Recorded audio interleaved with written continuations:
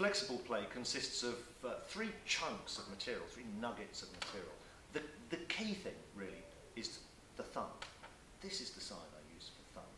It's a 4-bar vamp, really. It's a riff that can be cycled many, many times. There's some parts written there, but once you've played it through a couple of times, you can easily divide and add in lots of different instruments to this. So where it says bass guitar, bass, any bass instrument could play this kind of line.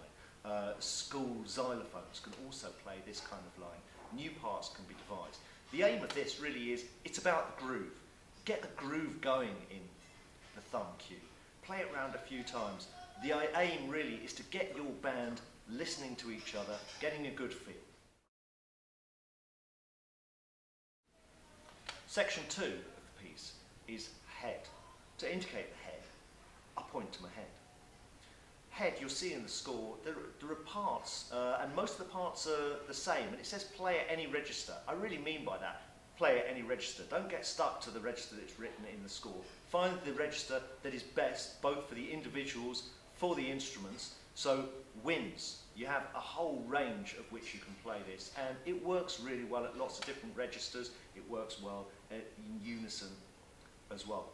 Here, first time through the head, you can do it lots of different ways. You can have one person playing the head, you can come in tutti on the head, you can repeat this 20-bar section round 2 or 3 times with different combinations of people playing the head. Typically, what I would do is I'd start the piece with a few cycles of the thumb, building that up, getting the groove going, and then once that's established, maybe the winds come in playing a version of the head. Then we repeat the head with strings and brass joining in. Section 3 of the piece is the fist cue. This is like a kind of a turnaround section, really. It's a big unison section that can become structural in your arrangement of the whole piece.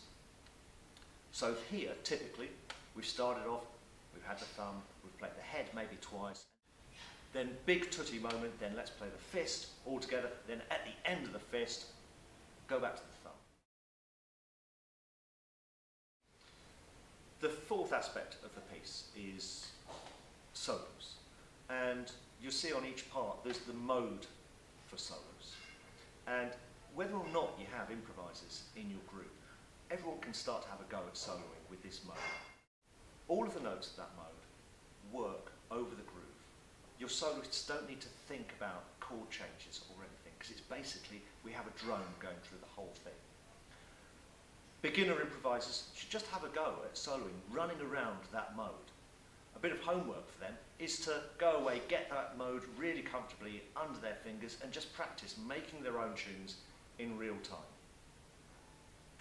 The structure of a piece now might work like this. We'll get the groove going with a couple of soloists starting to introduce elements of it. We then have the head twice through, then a tutti fist section. Then back to the groove, the thumb groove, with a couple more soloists.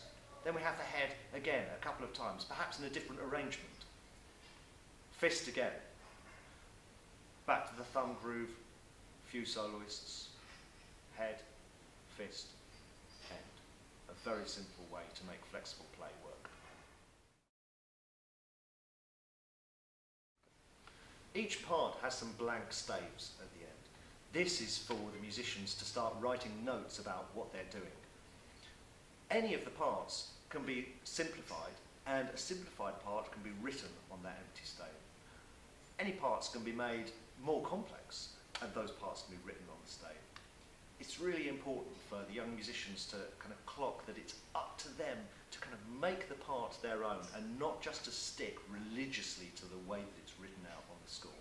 As you develop a piece with your ensemble, make it your own, change it, make it fit the ensemble.